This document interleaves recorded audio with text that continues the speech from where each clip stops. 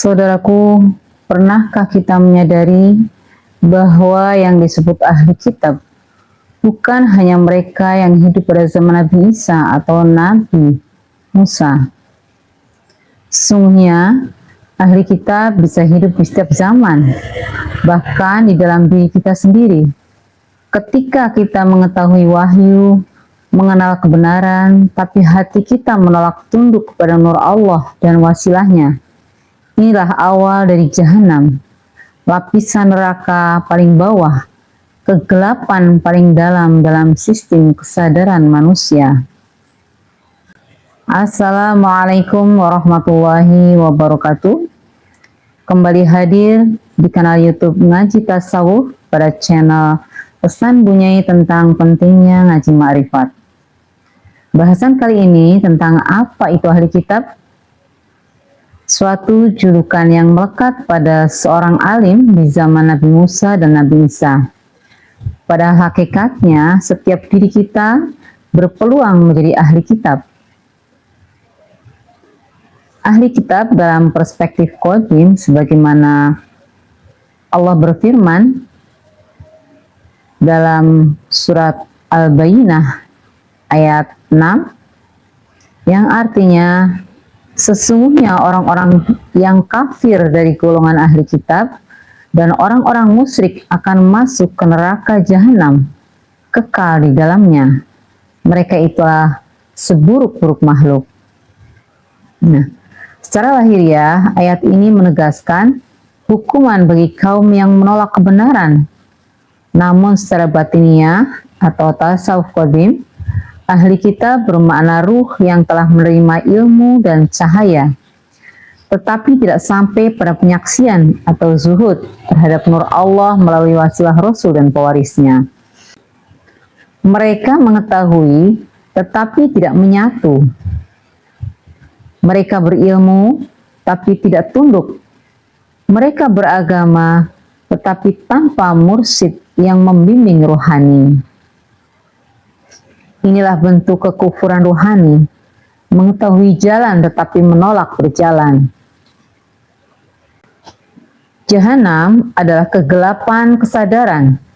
Dalam ilmu qadim, neraka bukan sekedar tempat azab jasmani, melainkan 7 lapisan kegelapan rohani yang menutupi nur Allah dalam diri manusia.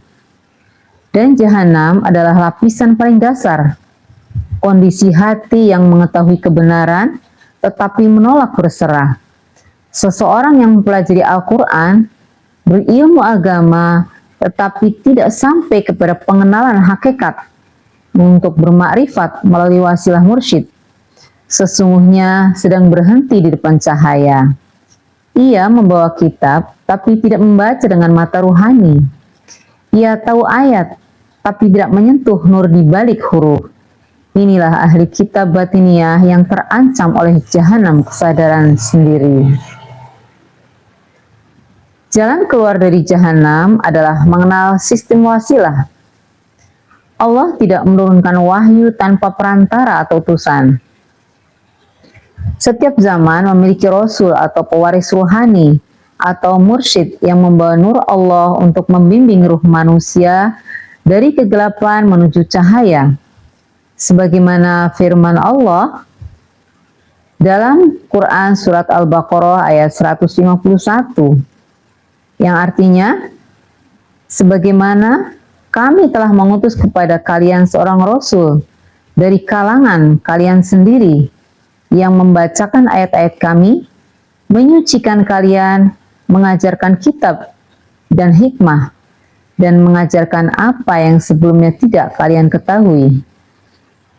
Dalam tafsir qadim, ayat ini menjelaskan metodologi wasilah, bahwa penyucian atau tazkiyah dan pengajaran hanya sah jika rohani kita terhubung dengan rasul pewaris atau mursyid yang membawa nur Allah pada zamannya. Tanpa itu, ruh terputus dari sumber nur dan jatuh ke dalam jahanam batiniah, kegelapan yang mengetahui tetapi tidak berserah. Hakikat ahli kitab modern di zaman modern ini Banyak manusia menjadi ahli kitab baru. Mereka membaca Al-Quran, menafsir, mengkaji, dan mengajar, tetapi tidak lagi melalui rantai wasilah ilahi. Ilmu menjadi data, bukan cahaya. Zikir menjadi suara, bukan penyatuan. Agama menjadi budaya, bukan jalan rohani. Inilah kekafiran halus yang dikhawatirkan para sufi qutb. Ketika manusia menguasai ilmu Tuhan, tetapi tidak berhubungan dengan Tuhan melalui wasilahnya. Saudaraku, selamatkanlah dirimu dari jahanam batinmu. Carilah guru mursyid yang bersambung sanadnya kepada Rasulullah. Karena hanya melalui wasilah itulah ruh dapat kembali kepada asalnya, yaitu Allah, Zat yang maha cahaya. Ilmu tanpa wasilah hanyalah kitab tanpa nur.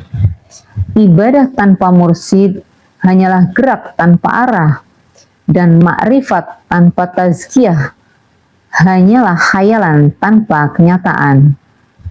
Sebagaimana firman Allah, Quran Surat An-Nur ayat 35, yang artinya, maka janganlah kita menjadi ahli kitab yang berilmu namun jauh dari nur.